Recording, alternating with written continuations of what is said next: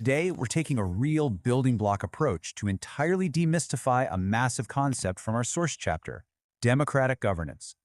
We're going to break down its complex origins, look at how the mechanics actually work in simple terms, and then tackle the pretty sobering challenges it's facing today. So, whether you're deep into political science or you just want a better grasp on the system you live in, we're going to make this whole thing incredibly clear and accessible. Let's dive in.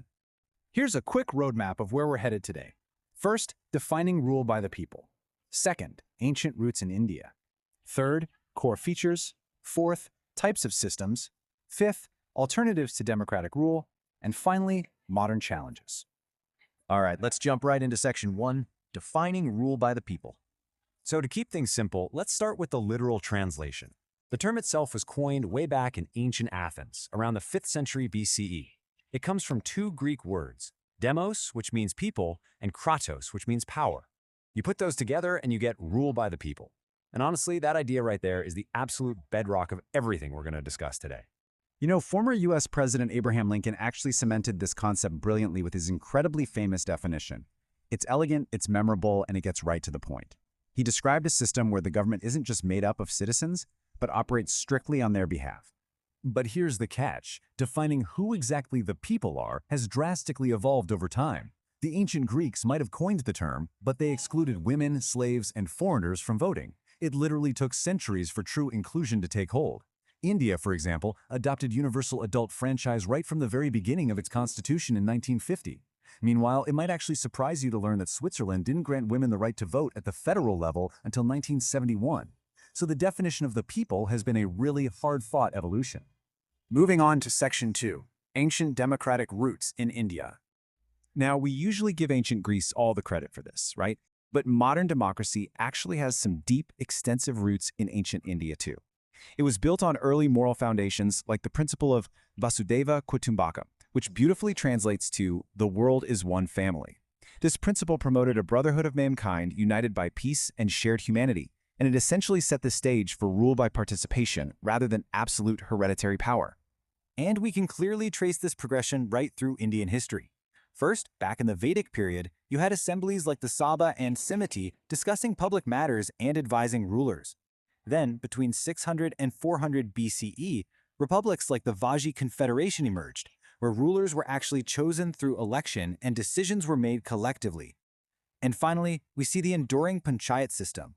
This comes from panch, meaning 5, literally a council of 5 respected elders chosen by the community to settle disputes and manage daily village affairs. That kind of decentralization of power is still a vital feature today. All right, let's hit section 3, core features of a democracy. Let's pop the hood and look at the engine. According to the source chapter, there are a few absolute non-negotiables for this to actually work. First, the final decision-making power has to rest with elected representatives. Second, elections absolutely must be free, fair, and impartial. Third, universal suffrage, meaning every adult citizen gets one vote, and every single vote has the exact same value. Add to that the freedom of expression to safely criticize policies, and a strict rule of law where an independent judiciary ensures no one, not even the leader, is above the law. Without these, the whole engine just stalls out. So, let me ask you this. Think about it. If you live in a system, and there are countries like this today, where voters go to the ballot box but have absolutely no real choice because they can only select candidates approved by a single ruling party, can that truly be called rule by the people? The text asks us to really reflect on this, because having elections alone doesn't guarantee a democracy if the choice isn't genuine. That brings us to section 4, types of democratic systems. First off, we have the major difference between direct and representative democracy.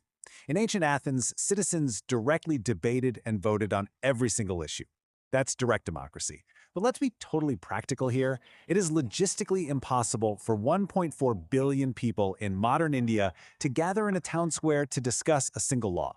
And that is exactly why almost all modern nations use representative democracy, where citizens elect individuals to speak and govern on their behalf and then hold them accountable through periodic elections. Now, within those representative democracies, things branch out again, mostly in how power is balanced. In a parliamentary system, like you see in India or the UK, the executive branch, like the Prime Minister, gets its authority directly from the legislature and depends on its confidence. The head of state there is largely a nominal or ceremonial role. But over in a presidential system, like the USA or Brazil, there's a really strict separation of powers. The president is the real executive head and operates completely independently of the legislature, relying heavily on a complex system of checks and balances. Let's shift gears for Section 5, Alternatives to Democratic Rule. To really appreciate what we have, we kind of have to look at the alternatives, right? Historically, the most common alternative was the monarchy. This is rule by a single person, typically a king or queen. In an absolute monarchy, like Saudi Arabia today, the ruler's authority is totally unlimited and hereditary, sometimes even claiming a divine right from God. Now, in a constitutional monarchy, like the UK, it's different. The monarch is just a ceremonial figurehead, while a representative democracy actually runs the country. Then you have theocracies. This is where religious oversight is deeply intertwined with state institutions. The source text highlights Iran as an example here.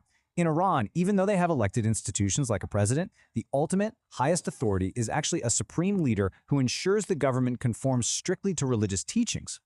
But the most extreme contrast? That's definitely a military dictatorship. Think back to that iconic moment when Saddam Hussein's statue was pulled down in Iraq. In these kinds of systems, absolute power is concentrated in the hands of one person or a very small group, and it's maintained entirely by force. Ordinary citizens have no say. Public accountability is completely non-existent, and opposition is violently suppressed.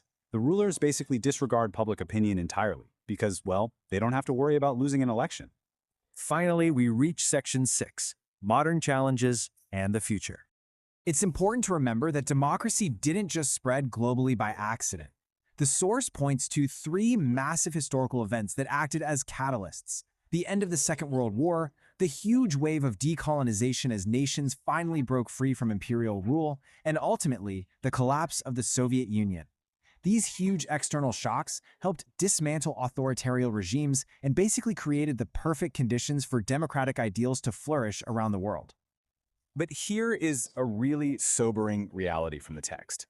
Despite those historical victories and global spread, we are facing a critical issue today. The source gives this staggering statistic. Right now, about 2/3 of people have lost faith in political parties. Think about that. A majority still believe democracy is the best system out there, but they just feel like their own democratic institutions are no longer working for them. So why this massive loss of faith? Well, the chapter outlines some incredibly severe challenges. Wide wealth gaps are allowing the rich to dominate politics, which means policymakers often end up prioritizing influential economic groups over everyday people. Plus, it takes more and more money just to win an election, which totally drowns out ordinary voices. You combine that with voter coercion, systemic corruption, and just general bureaucratic inefficiency, and it is pretty easy to see why the public feels so alienated from the very system designed to represent them. But, we have to keep some perspective here. Winston Churchill had this famous, sort of perfectly cynical quote about this inherent paradox. He said, "Democracy is the worst form of government, except for all the others that have been tried." Yes, it's messy, it's complex, and it is heavily flawed by human nature. But, as we've seen throughout this explainer, it is still vastly superior to the unchecked oppression of absolute monarchies, theocracies, or violent dictatorships. Crucially, it's the only system that actually has built-in mechanisms for self-correction. Which brings us to the ultimate point. The absolute best safeguard for democracy isn't some old rule book. It's you. The entire system relies on correct democratic values being taught and actually practiced at the grassroots level. So knowing all of its flaws and all of its incredible potential, how will you exercise your vital voting rights to ensure your representatives govern with integrity, commitment, and ability? The future of rule by the people remains, quite literally, entirely in the hands of the people. Thanks so much for joining me on this explainer, and I'll see you next time.